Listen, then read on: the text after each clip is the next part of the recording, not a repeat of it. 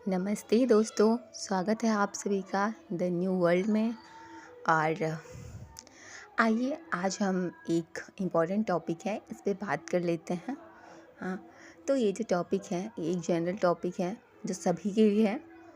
तो जैसा कि थंबनेल आप लोग देख सकते हैं, जो भी लोग पूजा पाठ या भक्ति या आध्यात्म करते हैं में होते हैं, हम जिसे देखते हैं कि हाँ वो तो बहुत पूजा पाठ करते हैं, है ना, काफ़ी समय देते हैं भक्ति भावना में, है ना, आध्यात्मिक हैं, ध्यान करते हैं, स्पिरिचुअल लीडर्स को सुनते हैं, तो क्या वो सच्चे हैं और अच्छे हैं? इससे एक बात तो पता चल जाता है कि उनकी सोल कहीं ना कहीं इवॉल्व होना चाहती है, वो आत्मा की जर्नी में आगे बढ़ रहे हैं। लेकिन वो सब सच्चे होते हैं, अच्छे होते हैं, ऐसा नहीं होता है। तो इसको आइए हम इस तरीके से समझते हैं। जैसा कि आप लोग सभी अभी अगर नहीं भी देख रहे होंगे, तो जब आप लोग छोटे होंगे ना, तो आपने कहानियाँ सुनी होंगी पुराणों की, है ना, और सीरियल्स देखते होंगे, रामायण महाभारत, है ना, और शिव जी से जुड़े हुए जो होते हैं, तो इस तरीके से आपने काफ़ी सारी चीज़ें देखी भी होंगी, कहानियाँ भी सुनी होंगी, है ना, ग्रंथ में लिखे भी गए हैं। तो आप लोगों ने सुना होगा कि कोई भक्त था और वो ना इतना ज़्यादा तपस्या किया था कि भगवान को प्रकट होना पड़ा। रावण ने अपने 10 बार शीश काट काट के दिए, इतना ईश्वर के प्रति उनका इतना ज़्यादा प्रेम था। और इसी तरीके से बहुत बड़े बड़े राक्षस होते थे, ऐसे डेविल सोल्स, है ना, जो कि बहुत ज़्यादा जप तप करते थे। उतना उतना ज़्यादा साधारण लोग भी नहीं करते थे, उतनी बड़ी तपस्या वो करते थे। लेकिन वो तपस्या उनका किस लिए होता था? उनका जो तपस्या होता था वो ये था कि मैं स्वर्ग जीत लूँ, मैं मृत्यु पे विजय पा लूँ, ताकि मैं लोगों को परेशान कर सकूँ, मैं स्वर्ग जीत लूँ, मैं तीनों लोक जीत लूँ, मैं पार्वती से यानी कि साक्षात शक्ति से शादी कर लूँ, मैं महादेव को परास्त कर सकूँ, मैं विष्णु के साथ छल कर सकूँ। तो कहीं न कहीं उनका जो उद्देश्य था तपस्या का, वो काफ़ी नेगेटिव था। वो लोगों के लिए लोगों को हार्म करना था। तो इससे कोई भी ये साबित नहीं हो जाता है। और उनका वरदान कैसा? चलो ठीक है, उनको वरदान मिल जाता था, लेकिन कहते हैं ना कि अ, ईश्वर से ज़्यादा जो है ना, ईश्वर से कोई बुद्धिमानी कर ही नहीं सकता ईश्वर के साथ, क्योंकि वो सर्वज्ञ है। एक वो ही है जो सर्वज्ञ है, एक वही है जो सर्वज्ञाता है। तो इंसान कितना ही दिमाग लगा ले, लेकिन वो सब व्यर्थ है। तो अब आइए, जैसा कि हम लोग अपने आपने भी महसूस किया होगा, अगर आप स्पिरिचुअल जर्नी में हो तो कि आप बहुत सारे ऐसे लोग होते हैं जो काफ़ी पूजा पाठ भक्ति करते हैं, है ना। तो इतना बड़ा कलयुग है, यहाँ पे ज़्यादातर अधर्म ही फैला है। आप मैक्सिमम लोग को देखते होंगे, अधिक से अधिक लोगों को, कि वो मंदिर जाते हैं, पूजा पाठ करते हैं, भक्ति करते हैं, सब कुछ करते हैं, लेकिन वो फिर क्या करते हैं? क्या फ़ायदा मंदिर जाने की, क्या फ़ायदा पूजा भक्ति करने का? वो पीठ पीछे किसी का मजाक उड़ाते हैं, किसी पे हंसते हैं, किसी को तकलीफ़ देते हैं, किसी को बुरा भला कहते हैं, किसी को जज करते हैं, है ना।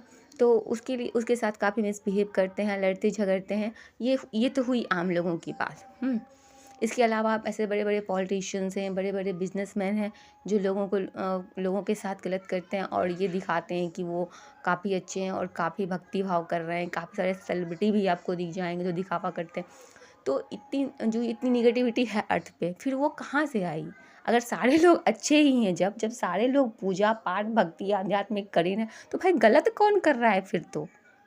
हम्म तो ये चीज़ समझने की ज़रूरत है, जो लोग लोगों को हर्ट करते हैं, है ना। ऐसा मेरा भी अपना एक्सपीरियंस है, आप सभी का एक्सपीरियंस होगा, कि बहुत सारे लोगों का एक्सपीरियंस होगा कि कई सारे लोग बहुत कुछ गलत करते हैं, कि वो दिखाते हैं कि इवन मैंने तो यहाँ तक देखा है कि लोग भक्ति पूजा पाठ भगवान का नाम तो हर कोई जाप करते हैं। यहाँ पे भी जो मैक्सिमम लोग जो भक्ति भाव जब तब ये सब कर रहे हैं ना, वो क्यों कर रहे हैं? क्योंकि उन्हें कुछ चाहिए ईश्वर से, अपने स्वार्थ के लिए, अपने इच्छा पूर्ति के लिए उनको कुछ चाहिए, इसलिए वो पूजा भक्ति करते हैं, ना कि इसलिए कि उनको प्रेम है। हाँ, अब रही कि अब जो आध्यात्मिक लोग हैं, क्या वो कुछ भी नहीं मांगते? ये सवाल भी आता है। तो हाँ भाई, वो भी मांगते हैं, वो भी कभी ना कभी मांगते हैं। द्रौपदी ने भी मांगा था, और इस तरीके से कभी कुंती ने भी मांगा था, कभी इस तरीके से बहुत सारे रामायण में भी मांगा था। तो शुरू से ही आप देखते चले आ रहे होंगे कि हाँ, उसी काल से जो है भक्त कुछ का कुछ मांगते थे, या अगर नहीं भी मांगते थे तो भगवान को करना पड़ता था, उनकी मदद सुदामा जी की भी की थी मदद। तो भाई वो उन्होंने ऐसी चीज़ें नहीं मांगी। अगर एक आध्यात्मिक व्यक्ति जो होता है, अभी जो आध्यात्म में है, अगर आप सचमुच में आध्यात्म हैं तो आप मांगेंगे, लेकिन बहुत क्रिटिकल केस में मांगेंगे, जब आपको लगेगा कि हाँ अब यही मेरे पास ऑप्शन है और इस जगह अगर मेरा भगवान ने साथ नहीं दिया तो फिर मैं मेरा जीवन के प्रति मेरा एक जो है विश्वास उठ जाएगा, या ऐसा कुछ जो मोमेंट आएगा, तभी इंसान, अगर आप सच्चे आध्यात्मिक होंगे तो आप तभी कुछ मांगेंगे। नहीं तो फिर आध्यात्मिक इंसान जल्दी कुछ नहीं मांगता। अगर वो मांगता है तो वो सर्वहित में मांगता है, और अगर वो मांगता है तो सबसे बड़ी बात कि वो किसी के नुकसान के लिए नहीं मांगता है ना। तो यही चीज़ है। या फिर किसी के लिए आप देखोगे कि जो प्योर हार्टेड लोग होते हैं ना, उनको बहुत ज़्यादा तकलीफ़ झेलनी पड़ती है, उनको हर कदम पे धोखा मिलता है, उनको हर कदम पे मज़ाक झेलना पड़ता है, वो मज़ाक के पात्र होते हैं, लोग उनसे दूर भागते हैं, उन्हें अकेले करते हैं, उन्हें तंग करते हैं, परेशान करते हैं, उन्हें जज करते हैं, बहुत कुछ ऐसा देखने को मिलता है। लेकिन सबसे बड़ी बात ये है ना कि वो प्योर हैं, और अगर वो प्योर है ना तो वो भक्ति, आध्यात्म इनका दिखावा ना भी करेंगे ना तो भी उनके साथ ईश्वर रहेंगे। हालाँकि करना चाहिए, ये हमारे सोल इवोल्यूशन के लिए ज़रूरी है, हमारे आत्मा का विकास करने के लिए, हम जिस उद्देश्य के लिए आए हैं कि हमें जो भगवत प्राप्ति का जो मार्ग होता है उसके लिए। और सबसे बड़ी बात है, हम अपने आप को कितना ज़्यादा प्योरिटी में लाते हैं, ये बहुत बड़ी चीज़ है। इसके लिए हमें स्पिरिचुअल प्रैक्टिसेस करने चाहिए। तो यही चीज़ें हैं। और तो ये जहाँ तक मुझे लगता है कि मैंने आपको समझा दिया कि पूजा पाठ, भक्ति, आध्यात्म का दिखावा करने का मतलब ये नहीं है कि वो सच्चे हैं, क्योंकि ऐसे दानव रहे थे जो ईश्वर से वरदान मांग के ईश्वर का ही नुकसान करने चले थे। तो ये भी जो अभी जो माया जो चल रहा है ना, मैट्रिक्स का भी जो चल रहा है, इसमें भी कुछ ऐसा ही है। कि कुछ ऐसा मांगते हैं, वो धन संपत्ति दौलत सब कुछ मांगते हैं, और फिर उसी धन संपत्ति दौलत से वो प्रकृति का नुकसान करते हैं। तो प्रकृति ही तो ईश्वर है, साक्षात ईश्वर का प्रतिरूप, और उसका नुकसान करते हैं। जैसे ऐसे जिस लेवल से कार चल रहे हैं, जिस लेवल से उद्योग वगैरह हो रहे हैं, बिजनेस वगैरह, तो वो कहीं ना कहीं पर्सनल लेवल पे भी इंसान को भी वो कहीं ना कहीं इफ़ेक्ट कर रहा है, जो सामान्य जीवन है जीने की उसमें, और वो इन्वायरमेंटल लेवल पे भी हार्मफुल है। तो ये क्या हो रहा है?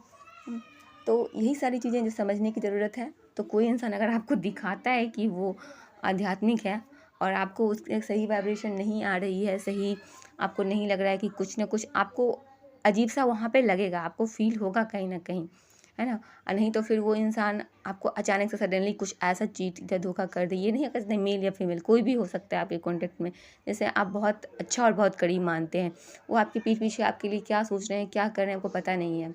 तो इसलिए आप अवेयर रहिए। सबसे बड़ी बात, अपनी इंट्यूशन को जितना एक्टिव कर सकते हैं उतना एक्टिव करिए, ताकि आपको ये समझ हो सके, आपको ये बोध हो सके। और इसीलिए अपनी प्योरिटी को रखते हुए ईश्वर के करीब रहने की बहुत ज़रूरत है, ताकि आपके, अगर आप ना भी समझ पाओगे ना, तो आपके आसपास रहने वाली जो शक्तियाँ हैं ना, वो सब देख लेती हैं। तो अपने आप को अच्छा बनाए रखो। Thank you so much. Bye bye, take care.